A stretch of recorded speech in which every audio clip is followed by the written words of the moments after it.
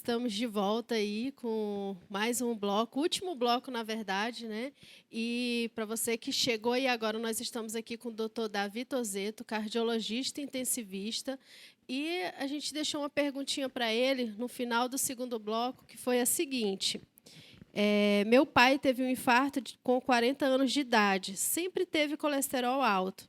Tenho 30 anos e tenho um filho de 10. Já tenho idade para dosar o meu nível? E o meu filho também já pode dosar? Essa é a pergunta, doutor. Olha, esse é aquele quadro, possivelmente, de hipercolesterolemia familiar, de elevação do colesterol de origem genética, familiar. Então, essa pessoa que fez a pergunta e o filho tem que dosar, sim, o colesterol, mesmo a criança tendo só 10 anos, e ele com 30 anos tem que dosar, porque teve uma morte súbita num familiar de primeiro grau com menos de 55 anos, que foi o pai que morreu com 42, né? Teve essa história do pai ter sempre colesterol alto e ele já devia ter dosado esse colesterol há muito tempo. Aliás, não só ele, como todos os irmãos, né, deveriam já ter feito essa investigação.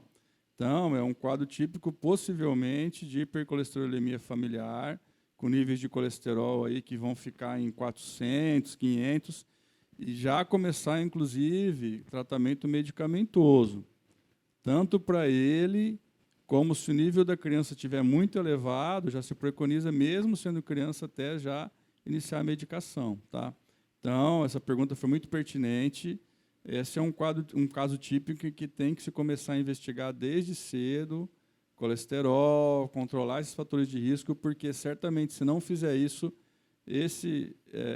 essa pessoa de 30 anos e até os seus descendentes e seus irmãos e tal também estão sujeitos a sofrerem eventos cardiovasculares em idade ainda muito jovem. Doutor, quando você vai falar para o paciente que ele está com diabetes, ele é diabético, alguns tentam argumentar e não aceitar. Pelo fato de dizer que não sentiram nada, não comem doce, não fazem isso, não aquilo. Desse rol de inimigos ocultos, a diabetes ela só é quem tem predileção por açúcar que desenvolve diabetes, ou o paciente que não tem essa predileção também pode desenvolver diabetes também? Essa é uma pergunta que muitas vezes o paciente fala, mas eu não como açúcar, eu não como doce. O diabetes, na verdade, a pessoa não fica diabética porque ela está ingerindo quantidade de açúcar em excesso. É porque ela tem uma deficiência na ação da insulina no organismo ou na produção da insulina, que é uma substância produzida pelo pâncreas que controla o nível de açúcar no sangue.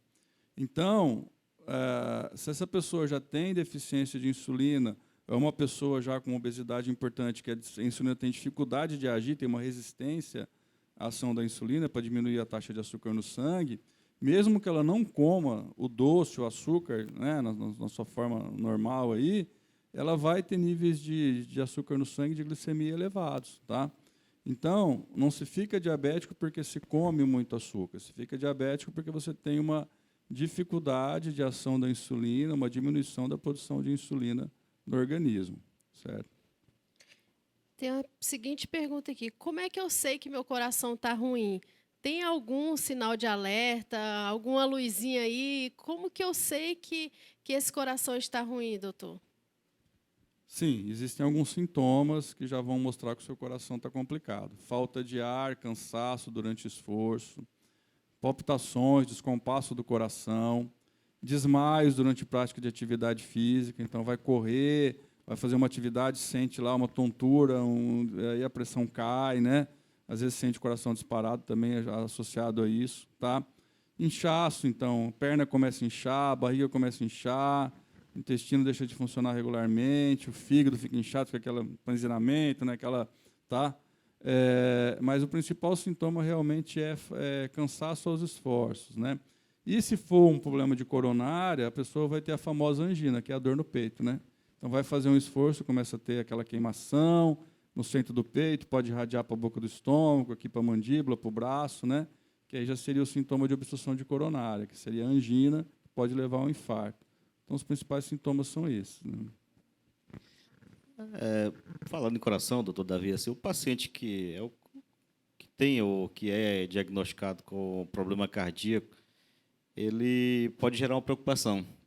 se vai poder fazer exercício ou não, se ele está apto para fazer atividade física, ou se, pelo fato de descobrir, ou algum médico, algum colega dá o diagnóstico que ele tem problema cardíaco, que ele tem que permanecer em repouso.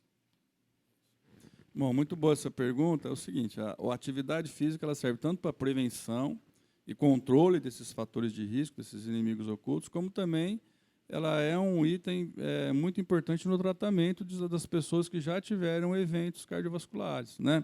Que já teve um infarto, que já tem uma insuficiência cardíaca, que já teve seu AVC. A atividade física ajuda a manter os níveis de colesterol sob controle, de glicemia, ajuda a controlar a pressão. E o paciente pós-infarto, insuficiência cardíaca, pode sim fazer a sua atividade, desde que ele esteja controlado, tomando as medicações de forma adequada, que tenha sido avaliado pelo seu médico, né, feito alguns exames, e aí se libera esse paciente para a prática de atividade física, respeitando determinadas limitações, parâmetros, né, mas o paciente deve sim manter, mesmo depois de ter eventos, depois de estar tratando problemas cardíacos, deve manter um nível de atividade física, porque o exercício físico sempre ajuda, desde que bem orientado e na medida certa, ele sempre vai ajudar, tá? Tem muito paciente que só acaba melhorando do cansaço e daqueles sintomas depois que ele começa a fazer atividade física novamente, né? Então, ou melhora da angina, melhora do cansaço, se torna mais disposto, melhora o humor, porque a gente tem que lembrar que o exercício físico libera endorfina, né? Que é a substância do prazer aí, né? Então, a atividade física deve fazer parte não só da prevenção, como também do tratamento dessas doenças todas, né? Essa pergunta aqui que eu vou fazer agora, eu acho que é tipo aquelas assim, se é mito ou verdade, né? Que é a respeito do álcool, do vinho, né? De tomar aquela tacinha de vinho todos os dias ali, tomar o vinho. É verdade, doutor? É bom para o coração ou é mito isso? Isso daí veio junto com aquela dieta do Mediterrâneo, e o pessoal que vive lá na Europa, né, ali, né, que toma muito vinho, faz aquela dieta mais saudável, né, com verdura, legumes, aquelas comidas feitas todas meio que manufaturadas ali, né? E aquele pessoal espanhol, italiano, sempre toma vinho, faz parte até da refeição, né?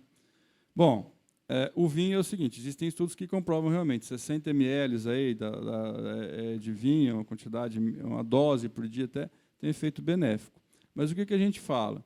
Você está com uma hipertensão descontrolada, você gosta de beber, muitas vezes a pessoa não vai ficar numa taça, né? Vai tomar uma taça, uma garrafa, quando vê, está tomando, né, todo dia. Então, o que eu aconselho é a abstinência de álcool, principalmente nessa fase de controle mais intenso desses fatores, tá? Então, pare aí com a bebida alcoólica totalmente, porque a sua glicemia está alterada, porque você está com a pressão descontrolada, você precisa controlar isso. Então, para controlar, suspenda o uso do álcool, faça todo o controle e depois você pode introduzir, desde que nessas doses mínimas, tá? Sem excesso, ok? Mas eu acho que para a maior parte das pessoas o que vale mesmo e o que ajuda é controlar adequadamente pressão, colesterol, fazer atividade física, tá? E deixar o álcool mais de lado mesmo aí, porque acaba se abusando, né? O ser humano, porque as pessoas querem uma desculpa, na verdade, né? O cara compra a garrafa de vinho, deixa ali, quando a mulher vê, já tomou a garrafa inteira num dia, né? Que era para tomar no mês, tomou num dia. Então, para evitar de se ter essa tentação, esse descontrole, né? Eu acho melhor que, principalmente se o paciente estiver muito descompensado, que realmente faça a suspensão. É aquela questão do risco-benefício, né? Aí, na dúvida, então, é melhor... Na dúvida, é melhor ficar sem, né? Suspender. O paciente adota uma medida, faz a medida própria dele. 60 ml, ele corta o zero dos 600 ml.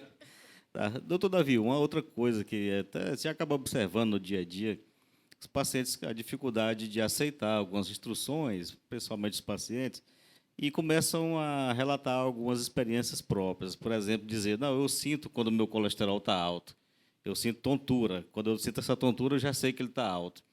E, às vezes, eu falo até do açúcar do sangue também, né? Eu sinto quando o meu diabetes está alto, eu sinto tontura também. Essa relação está elevado o colesterol e tonturas, ela existe ou não? Não, muitas vezes eu já peguei paciente com colesterol de 500, triglicérides de 1.000 e totalmente assintomático, né? Então, não existe uma correlação direta de sintoma, por isso que a gente fala que são ocultos os inimigos, né, Ivan? É claro, um triglicérides muito elevado às vezes dá um mal-estar mesmo, né? A pessoa fica... porque isso daí aumenta a viscosidade do sangue, essa gordura muito alta no sangue, né? Às vezes você colhe o sangue ali no laboratório para fazer a dosagem, a hora que você separa ali as hemácias do soro ali, você tem soro lipêmico, né? O soro do paciente parece uma manteiga, né? Entendeu? Então, esse aumento de viscosidade prejudica a circulação cerebral, circulação coronariana, quando está muito elevado, isso pode gerar sintomas mesmo, né? A tontura, um mal-estar, né? Mas a paciente não deve se fiar em sintomas para tomar o remédio. E, às vezes tem paciente que chega e fala, ó, meu remédio com colesterol é assim, quando eu fico tonto, que eu vejo que eu tomo. Ah, meu remédio da pressão é assim. Quando minha vista começa a dar uma embaraçada, que dá uma dorzinha na nuca, eu tomo. Se eu não estiver sentindo isso, eu não tomo, porque eu sei que está normal. Poxa, não é assim. Tem que ser uso regular e diário, independente de sintomas. Tem que ficar claro para o paciente. Senão, o tratamento não surte efeito e pode causar até danos, né?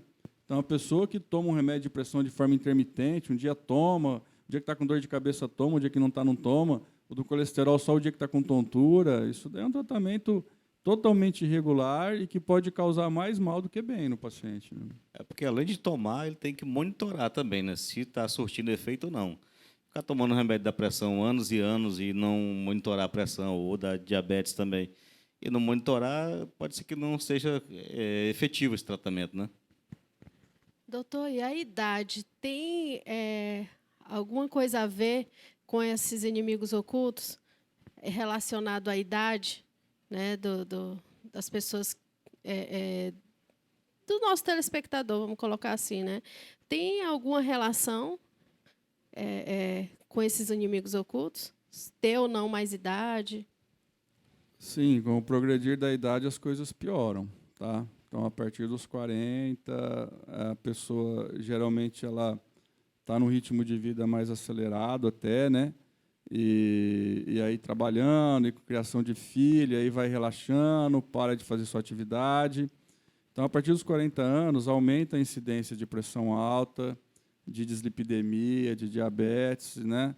Sendo que com 70 anos, por exemplo, as pessoas de 70 anos, se eu pegar 10 pessoas, pelo menos 7 a 8 delas vão ter elevação do nível de pressão, né? Porque vai aumentando progressivamente isso pelo próprio envelhecimento do organismo do sistema cardiovascular. As coisas vão dando uma desregulada, né? O ser humano, o corpo humano, tem seus mecanismos de funcionamento que vão se desgastando e vão se deteriorando com o tempo. Então, a incidência de doenças cardiovasculares e desses fatores de risco certamente aumenta com a idade, aumenta com o sobrepeso, aumenta com o sedentarismo, né? Aumenta com o aumento do nível de estresse, tá? Isso realmente acontece, já vários estudos já mostraram isso e comprovaram que isso é verdade, né? Doutor Davi, tem uma pergunta aqui de uma telespectadora, a Ana Zilma. Ela quer saber o seguinte, por que no AVC que o pai dela teve, ela ficou com um lado paralisado? O AVC é uma obstrução de um vaso do cérebro, um sangramento intracerebral. E aquela região do cérebro que comandava aquela parte do corpo, porque tudo no nosso corpo é comandado pelo cérebro, né? Então, possivelmente o AVC lesou uma parte do cérebro responsável pela movimentação daquele lado do corpo. Então, vai ficar com o braço paralisado, com a perna paralisada, pode ter alterações de fala, alterações de entendimento das coisas, de visão, de audição. Então, dependendo da parte do cérebro que o AVC comete, a função daquela parte fica prejudicada, né? E aí pode prejudicar, geralmente pega metade do corpo mesmo, porque se o seu AVC foi do lado direito, paralisa o esquerdo. Foi do lado esquerdo, paralisa o direito. Existe um cruzamento das fibras aí. Mas é porque é o cérebro que comanda tudo isso, né? E se você teve uma lesão cerebral pelo AVC, aquela função ficou deteriorada, se manifestando através da paralisia do corpo, né? Tem uma pergunta aqui da Tatiana, a seguinte: é verdade que as mulheres têm mais infarto do que os homens? Existe? É isso mesmo, doutor? Ou não? Essa pergunta é muito importante. As mulheres realmente têm uma taxa elevada de doença cardiovascular de infarto, principalmente a partir da menopausa, onde tem uma queda de níveis hormonais. Tá? A mulher, hoje em dia, tem que estudar, tem que trabalhar, tem que cuidar de filho. Muitas vezes ela é o arrimo de família, né? Que cuida de tudo. Isso aumentou muito o nível de estresse das mulheres ultimamente. Tá? E já existem vários estudos mostrando que a mulher, por exemplo, morre muito mais de infarto de AVC do que de câncer de mama, de útero, entendeu? Nas estatísticas. Então, as mulheres têm que se cuidar. Não tem só que ficar cuidando do marido, do filho, né? Da casa, do trabalho, e esquecer delas mesmas. Elas têm que se cuidar, assim como elas se cuidam em relação ao câncer de mama, de útero e tudo mais, mas a parte cardiovascular tem que ser cuidada também e avaliada, porque a incidência é muito alta em mulheres de doenças cardiovasculares e suas complicações. Tem mais uma pergunta de telespectador aqui, doutor Davi. O César Augusto, ele quer saber o seguinte: por que o pai dele teve um infarto, sendo que o pai dele não tinha hipertensão? É só a hipertensão que pode desencadear infarto ou tem outros fatores também? Não, tem vários outros, por exemplo, colesterol alto, cigarro, tabagismo, diabetes. Às vezes a pessoa é só diabética e infarta, né? Então, não necessariamente quem infarta tem que ser hipertenso. Às vezes a pessoa chega está tendo um infarto, está com a pressão 11/7, né? Entendeu? 12/8. Então, não é só o hipertenso que infarta. O diabético... É claro que às vezes as coisas vêm junto. A pessoa é hipertensa, tem colesterol, tem diabetes, vem tudo junto, né? Não no pacote que a gente fala. Mas, muitas vezes, a pessoa tem só um desses fatores de risco e já é suficiente para ter um infarto. E, às vezes, tem tendência genética, né? A ter infarto, história familiar, e vai infartar por causa da história familiar, né? Certo? E nós aí estamos terminando o programa. Eu já gostaria de agradecer ao doutor Davi por ter tirado esse tempinho dele para estar aqui conosco. A gente sabe assim o quanto é difícil para ele, né? Corre para um lado, corre para o outro, tem muitas atividades aí, mas tirou esse tempinho para estar aqui conosco, esclarecendo, né? Tirando algumas dúvidas dos nossos telespectadores. E eu gostaria de agradecer muito mesmo, doutor Davi. Deixo com o senhor aí a palavra para os agradecimentos. Olha, eu que agradeço essa oportunidade de estar aqui. Eu acho que a nossa conversa foi muito produtiva, viu? E estou à disposição aí, sempre que precisarem aí, que a gente puder ajudar e puder conversar sobre isso, né? E ficar isso aí de forma acessível para a população, para todo mundo que fica ligado no programa, acho que é muito importante. Muito obrigado, eu que agradeço aí a oportunidade. O doutor Davi, também não tem como eu deixar de agradecer também a sua participação aqui. Não só nós aqui no programa, quanto aos telespectadores, foram muito beneficiados com as instruções. Muitos agora estão atentos a tudo que foi dito aqui agora, ao dia a dia, a mudança do estilo de vida, os cuidados com o corpo, com esses fatores de risco silenciosos. Então, muito obrigado por ter participado, ter instruído o nosso telespectador. Esperamos, em outra oportunidade, dar continuidade nesse assunto, porque o programa passou tão rápido, mas produtivo, tá bom? Muito obrigado, doutor Davi. Verdade, vai ter que voltar de novo, né? Porque ainda ficou ali algumas questões para a gente estar discutindo, mas o programa tem que acabar, né? Não tem jeito. E o doutor Davi, gente, ele é cardiologista, tá? E ele atende lá, o consultório dele no CDMA, na sala 605. Está passando aqui embaixo o telefone. Agenda a sua avaliação, vá lá, procure, se cuide, né? Na verdade, aqui o que a gente fez hoje no programa foi dar algumas instruções e dicas para que você possa estar procurando, né, o quanto antes um atendimento adequado. Então, muitíssimo obrigada a você, telespectador, e não deixe de assistir o Missão Saúde na TV.